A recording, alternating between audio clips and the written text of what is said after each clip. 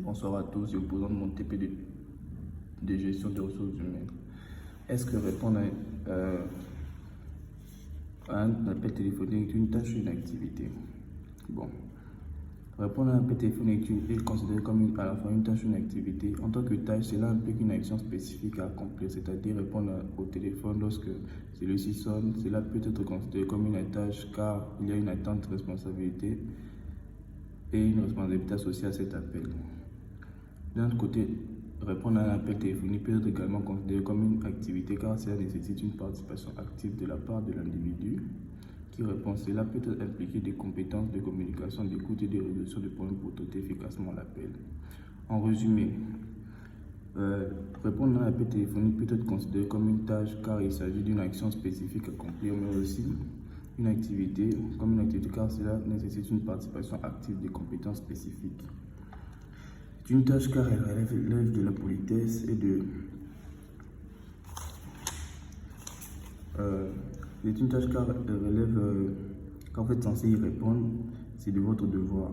C'est une activité car cela implique que vous êtes... cela vous implique à être dans la discussion et pouvoir être utile pour répondre aux besoins de l'interlocuteur.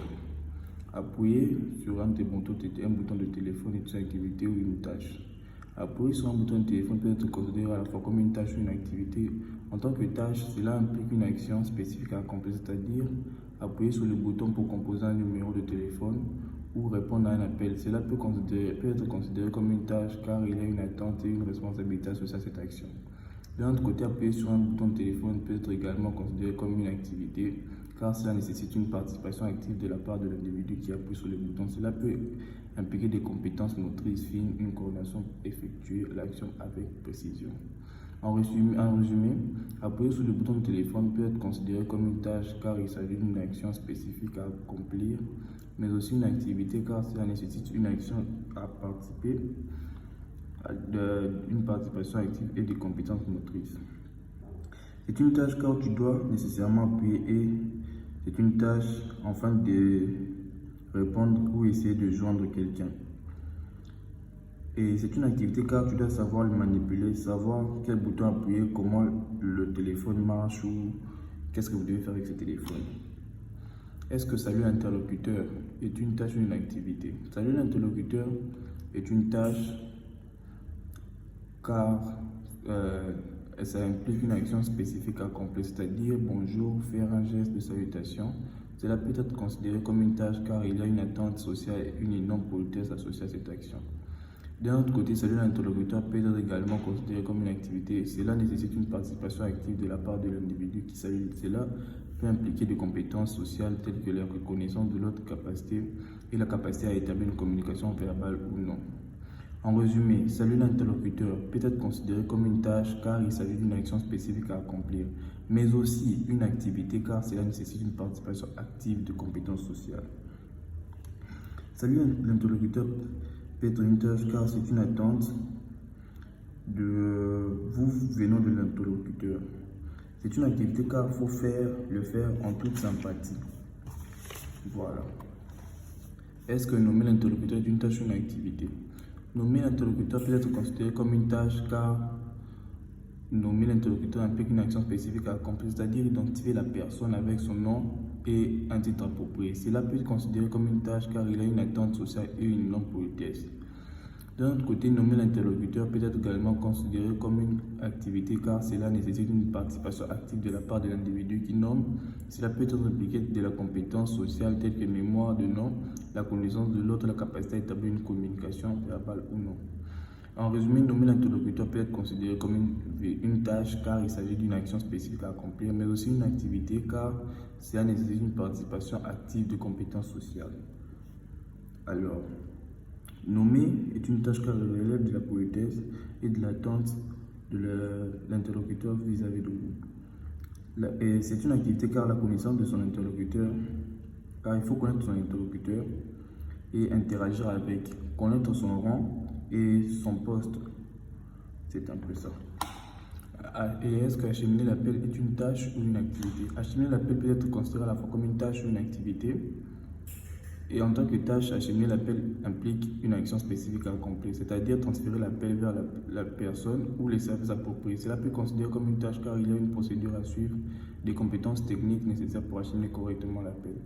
De notre côté, acheminer l'appel peut être également une activité car cela nécessite une participation active. Participation active de la part de l'individu chargé de cette tâche. Cela peut être appliqué des compétences telles que la capacité à écouter attentivement les besoins de l'appelant, à prendre des décisions rapidement, à communiquer efficacement avec les autres membres de l'équipe. En résumé, acheminer l'appel peut être considéré comme une tâche car il s'agit d'une action spécifique à accomplir, mais aussi une activité car ça nécessite une participation active des compétences spécifiques. Alors, c'est une activité car il faut communiquer et interagir avec l'interlocuteur. Mettre fin, avant de mettre fin, il faut rassurer de respecter les normes et finir la discussion en étant courtois. Ensuite, raccrocher. C'est une tâche car faut être professionnel. Parler en concluant avec des mots comme « je vous remercie », etc. Et mettre fin à la conversation. Mettre fin à la conversation peut être également considéré à la fois comme une tâche ou une activité.